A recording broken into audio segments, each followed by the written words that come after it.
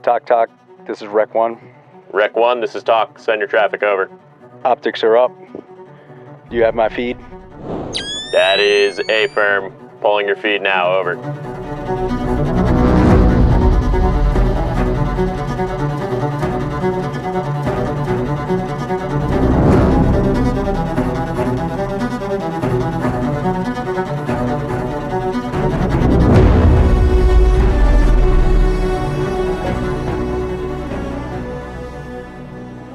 Hey, welcome back to the EOTECH channel. Today I'm joined by the illustrious Kyle from Persistent Systems. And before we start talking about radios and why we're talking about that in general, I will let Kyle introduce himself.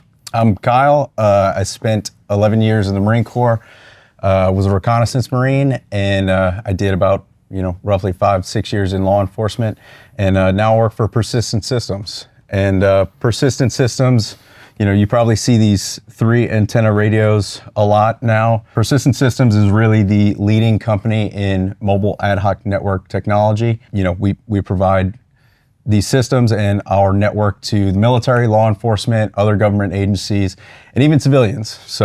And most importantly, you get radios to people and make their kit look cool, which at the end of the day really is first rule. Yeah, always look cool. That's right. You know that. That's right, man. All right, so you guys may be wondering, why is EOTECH talking about radios?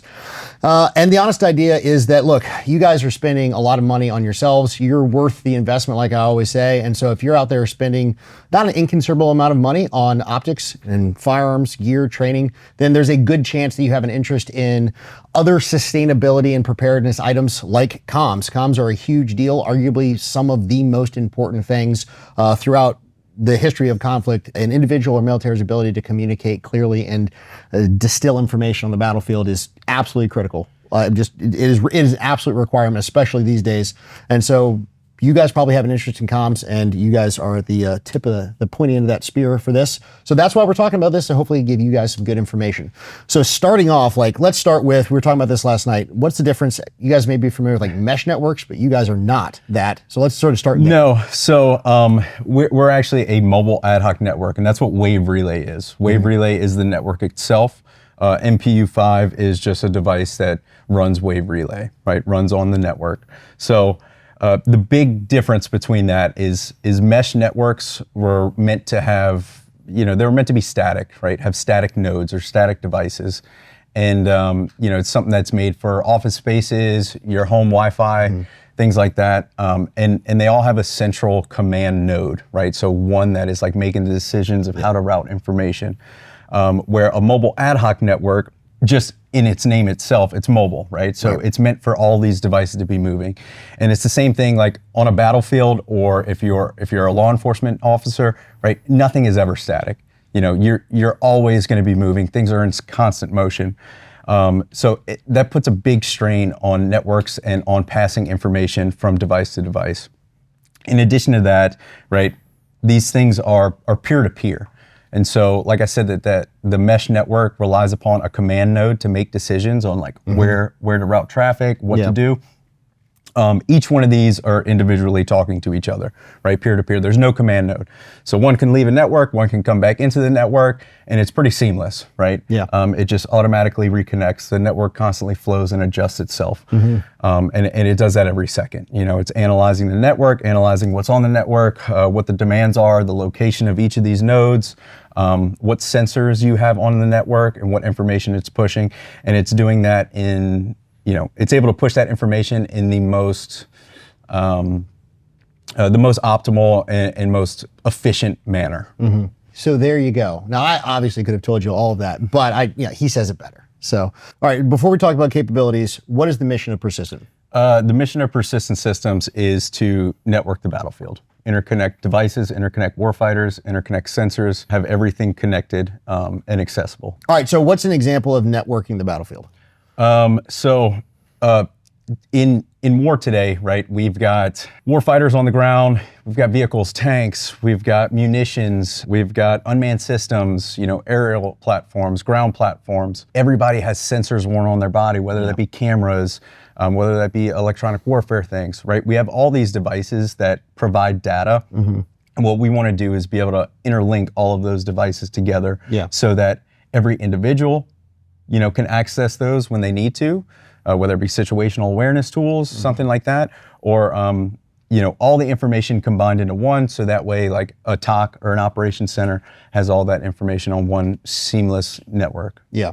And that's really streamlining that entire process from reality on the ground back to decision makers to various, whether the ground or aerial assets. And really, it's more than just coordination of the battlefield. That is like real-time information sharing that is enabling much faster processing and decision making. 100%. Yeah. And I mean, I'm sure you know this, but like GWAT days, right? We were given devices, we were given like unmanned systems or we were given like Ravens and different things like that to be able to use, to be able to help benefit us. And a lot of times those were like some of the first things to get cut when we started trying to reduce weight and, be able to conduct our mission. Although it's extremely helpful tool, but what comes along with that? Well, now we need a tough book. Now we need extra batteries. Now we need to set this up. It's a point-to-point system, right? So like that information isn't even being shared none of it was across a talking. Broader network. None of it's talking to each other. So if we can go ahead and reduce that to where guys, they're able to access all of their sensor information, that's going to help them on the battlefield in a timely manner without requiring additional setup time, without requiring separate different batteries or a different controller or a different device to tote along in their pack, along with med equipment, ammo, everything else that they're bringing along, mission essential items. Then that's a win for us, and that's what we're trying to do. So we were talking earlier, the way that's basically achieved is you're setting all this up so that people, for instance, like at the TOC, are really controlling how all these systems are talking across the different ways in which they can communicate, and the end user is essentially just worried about like doing his job and basically the push talk. Yeah, essentially. So, taking the MPU-5 for example, it's pretty seamless, right? There's no buttons on it. There's there's no push to talk on the side. You can't just take it up and talk into it. Once you set up your network, you're pretty much good to go. All the controls are pretty much coming through our dual push to talk, which has 2 channel knobs, which we actually call talk groups, not channels. It's a little bit different because it's on the same frequency, but there's 16 on each, right? And you can control volume here. You've got 2 push to talk knobs. So this essentially is all the end user needs to worry about. Yeah. Right? They're not fiddling with configurations or anything like that on a radio. All they got to worry about is, keying up a button and then talking through it. Or, if they've got an end user device, something like our RDC, they can look at data feeds, video feeds, ISR feeds, whatever information they need, ATAC, all through here. Without having to go and like reset any programming, without having to change a knob or memorize a wheel of like, okay, how many clicks am I over to talk to FirersNet, or how many clicks over to this, So a lot of that is in with the reducing the cognitive load. But essentially, when we talk about a network, like network is a very different thought to military communications, law enforcement communications in general.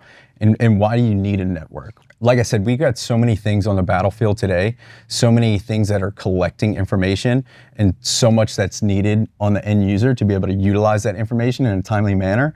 That you can't rely on just voice communications, that are point to point, from one radio to another. So, with Wave Relay, you can push multiple different HD video feeds over the network at once, right? And so like that's a big difference. We're not doing just voice. If you think about like anything you can do over Wi-Fi, whether you're a cop and you're sending Excel spreadsheets for vehicle logs or something like that, like you can all do that over this network. Right. But there's a lot of administrative stuff that people probably don't think about in law enforcement on the battlefield. Say you're, you've got a group of dudes who are all trained together, whatever the case may be. There's actually a lot of, it's that whole like 95% of the job in the military that no one looks at that's like not cool or sexy, but it's the real work that has to get done.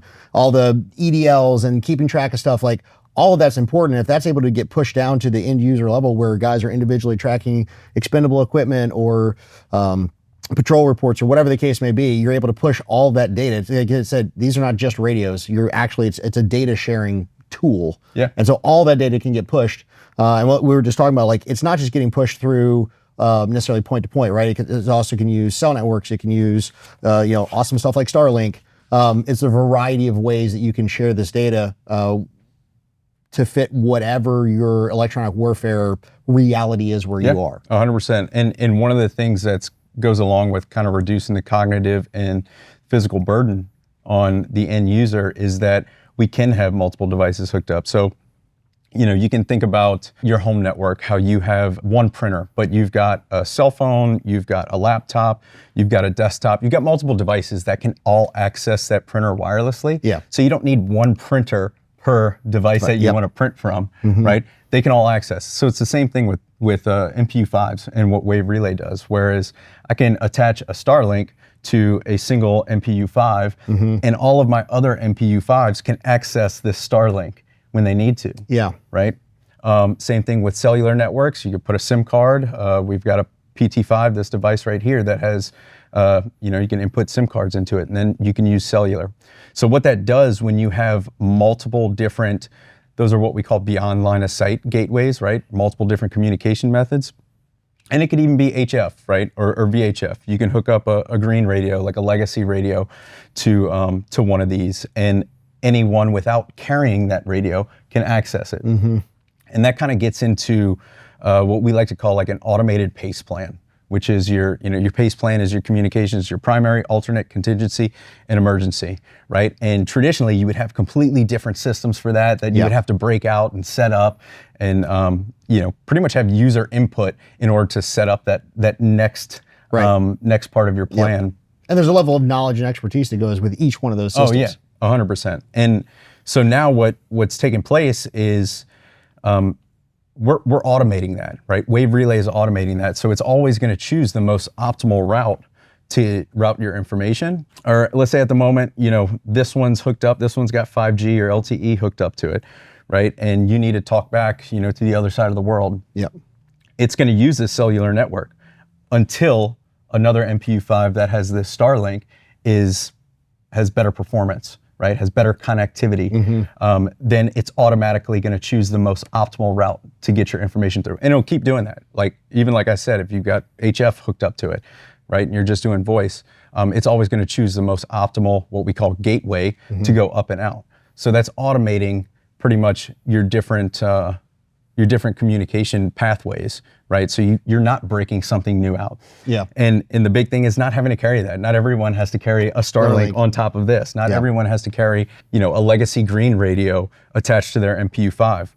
You can just have one on the network, it's shared throughout the network. So you're essentially breaking out you're distributing that load, again, reducing total warfighter load, but maintaining capability between modern and legacy systems. Yeah, and even getting more of a capability because of the amount of data that can flow through it, right? But let's move on to individual, just some things we have around the table and how each one of those tie into the MP5U. Yeah, definitely. So I'll start with the the basic kit itself. Yep. Right. So I kind of already hit on the dual push to talk, but right, you've got two different knobs right here to choose between two different channels or two different talk groups, and then you've got 16 talk groups. Each of these you can change, right? When you're hooked up to your headset, right? I've got right here, we've got a OpsCore amps, and we've got a down lead that goes directly into the push to talk. What this does is you can set, talk group A to, let's say it's internal channel 1, right? And that's going to be coming in through your right ear cup. But let's say you need to monitor another channel, right? So we'll put this one on a command net. Right now you've got command net in your left ear, and you've got internal team comms in your right ear, and now you're able to like differentiate and decipher like what's coming in what ear. Because before, when you've got multiple nets that you're trying to run through one communication system, it's a cluster. It's a cluster even if we were doing that here right now, much less being on a battlefield, having rounds shot at you, and needing something in a timely manner. And often the systems that try to integrate that were almost worse than what we used to, which is honestly like multiple radios. You're just trying to like, who's talking to me here and where, and that was a whole thing too. So there was no great solution to that prior. 100%. And with that, you remember we used to have to memorize, the dials to Yeah. be like, okay, 3 clicks over, whether it be at night or even if like just during the daytime, like, okay, 3 clicks will put me on command net so I can talk to command back in the rear. Well, now, as you change these knobs, you can set them up to whatever you want and it'll announce that in your ear. So when I switch to talk group 1, it's gonna say, hey, team internal net. Yeah. In my ear. So I don't have to look, there's no double thoughts of like, hey, am I about to pass information on the right net or Right. not?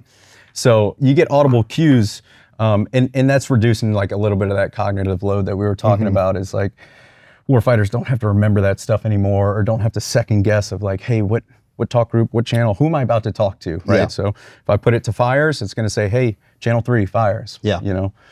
That's part of that cognitive load reduction. Yeah.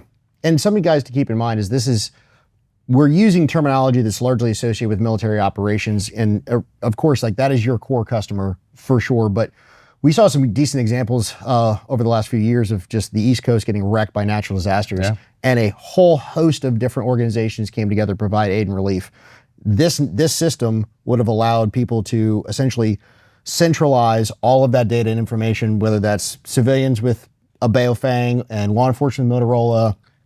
There were like, TACPs and dudes coming in with military comms, Chinooks flying around. All of that could have been centralized with people with the appropriate depth of knowledge to set these systems up and actually coordinating all of those different assets. Like it's not just a military thing. There are really, I guess the application of this is limited almost by imagination more than anything else. Oh, definitely. And one good example, like we had teams that went out, in North Carolina, things like that. What in natural disaster or like a big event like that where like law enforcement communication is super needed, what's the first thing to go out? That's communications, right? Cell towers go down, Power and comms. powers out, Or even if it's a Super Bowl type event, right? Yeah. You've got so many people on a congested network that like cops aren't able to actually get out and talk.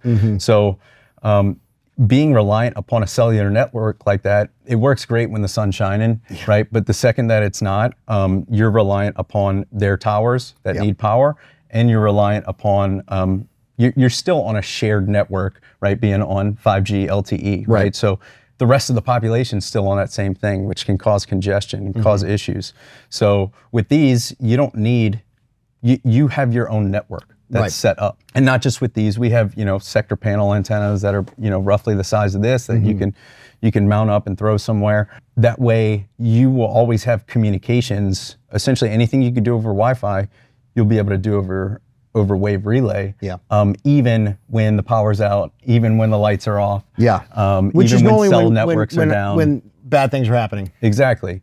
So you own your network at that point, right? Yeah. You're not paying for a subscription that you're gonna isn't gonna work when you need it to work the most. All right, so moving on, probably the thing that people are most familiar with after they see the very iconic profile is your RDC. So you want to sort of break down some capabilities with that, and then also touch on how you don't necessarily have to have this. You can use it with a cell phone with the team. Yeah, definitely. So this is our RDC. This is what we manufactured. It stands for Rugged Display and Controller.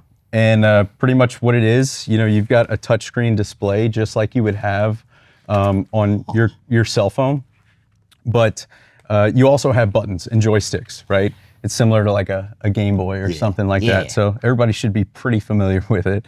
It's also got a camera on the back here, which that's a sensor that's feeding information into an MPU-5, right? So that this camera feed can be accessed at any point. Big things with this is, it's hardened. Like this is made for war, right? It's not some commercial device that, they threw a case on and are trying to throw into a war zone.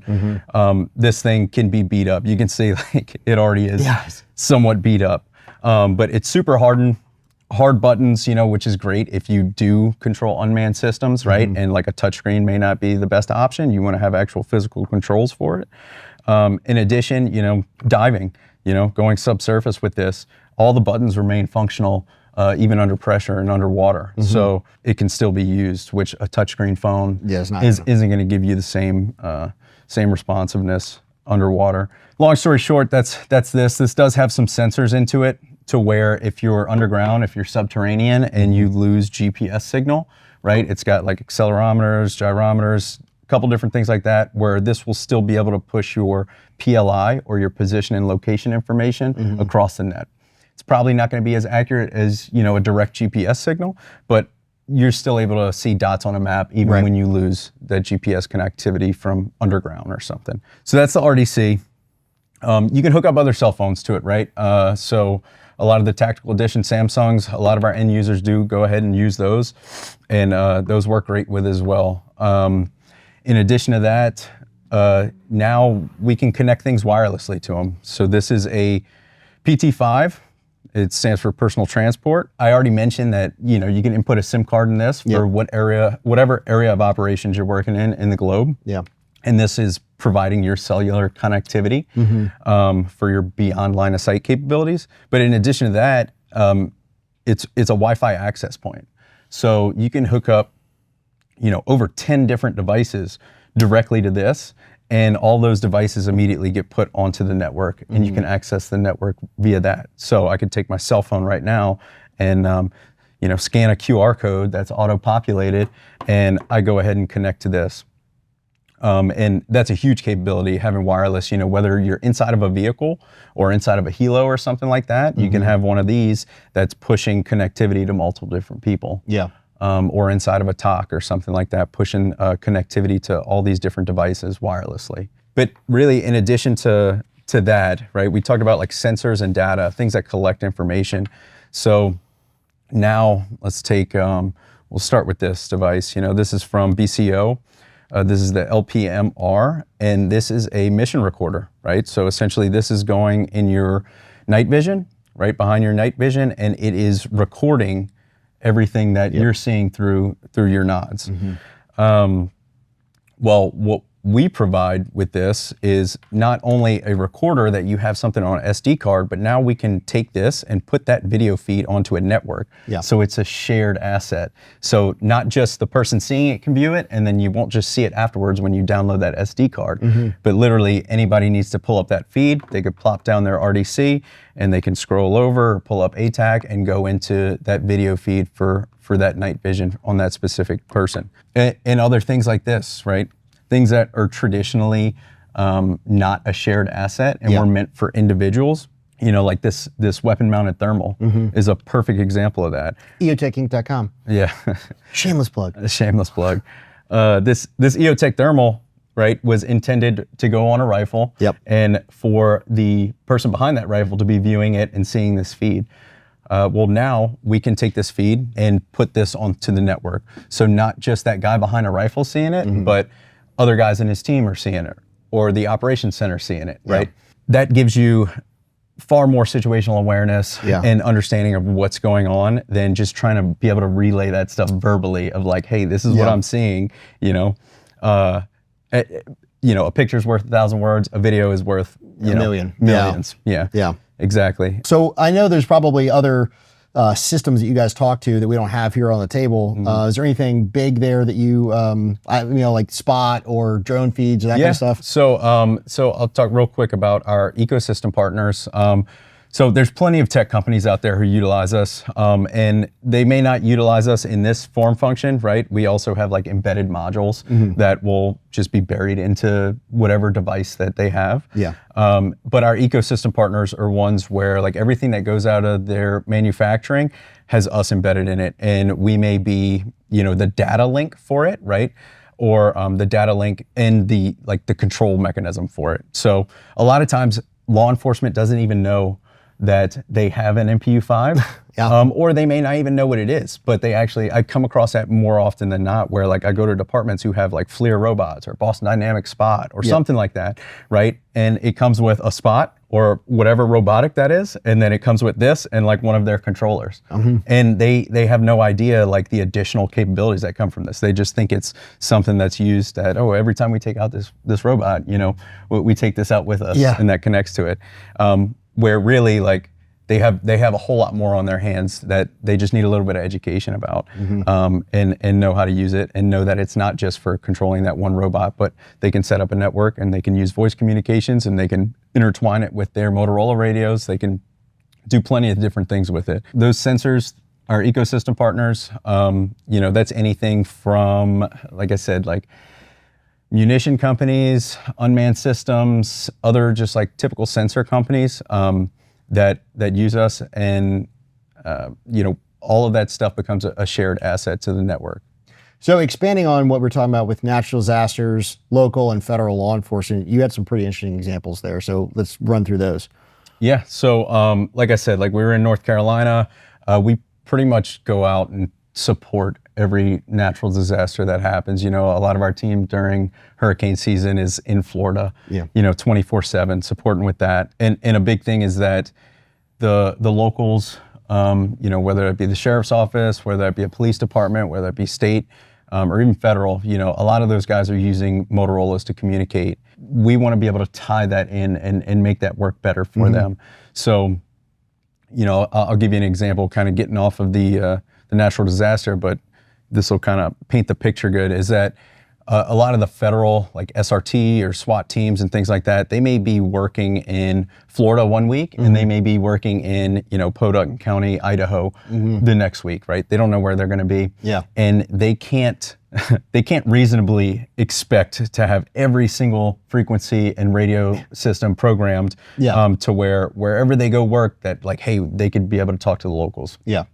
And, that's one big thing, is that they're always going to need to have something to be able to reach out to the locals in case they need help for something, even if they're not involved in that operation. Yeah. So what they can do now is a team can go, and instead of going asking, Podunk County for, hey, can we have 27 Motorola radios? So each one of our guys, if they need to communicate with you, they can. Yeah.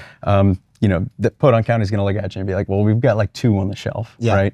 So now what they do is, since they got MPU5s, they go ahead and they get off the plane and they can go to that county and they can be like, hey, can we get one Motorola?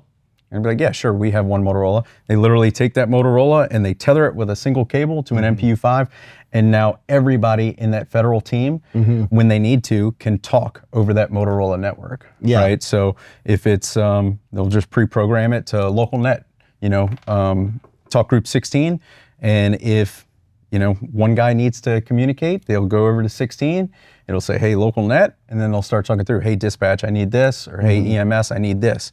So that Motorola becomes a shared asset onto the network, right? Just like that printer analogy that we used. Right. Any one of these devices can access it. And that's huge for the federal space, especially when guys are operating with different agencies, different entities. You need to maintain communications at all times. Shoot, move, and communicate are the 3 big tenets. Right. And don't overlook communications. In addition to that, not even the federal side, or not even state or local, but we got guys, in the military who are working with partner nation forces, right? Well, if y'all are familiar with Type 1 radios, right? So a legacy like green radio, that's not something you can just hand to a partner nation force and be like, hey, this is how you're going to talk to us. That's illegal. Right? Yeah, that's a no-no. Now what they can do is they've got MPU5s, right? It's not a Type 1 radio. So they can either put these in the hands of partner nation forces to have cross communication with whoever they're working with, or they can go ahead and tether whatever kind of radio system that they have into this, right? So that they can be able to communicate. Like, how are we expecting, a Green Beret whose whole job is to work with partner nation forces and work with partners, to be able to operate and go on operations with these guys without having a seamless communication method to be able to crosstalk between them? So that's one thing it provides, like I said, not just locally, at the state level, at the federal level, but even internationally for our military and DoD customers, which is huge. So we touched on the push talk a little bit before, but there's some other features that we wanted to cover. Yeah, this push talk is pretty huge. A couple other things that it does, we talked about it being able to separate audio. You essentially can control multiple radios with this, have multiple talk groups in that. But in addition to that, one of the big features of it is our we call full duplex audio, right? Or it's kind of like our hands-free. And what that is there's a lot of times in war, in law enforcement operations, in civilian things where you need to use both hands. Whether you got both hands on a gun and you're going through a room, or whether you're climbing up a caving ladder, or anything. You're fast roping, you're underneath a canopy, and you've got to control that. Dual fisting Cheetos.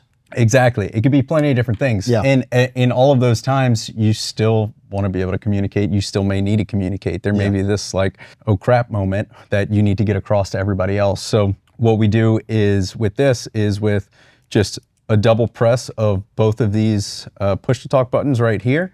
What that does is that turns it into full duplex. So now you can go hands free, right? And I've got my mic coming down from my headset and I'm talking just like we're talking now over a cell phone call or anything like that.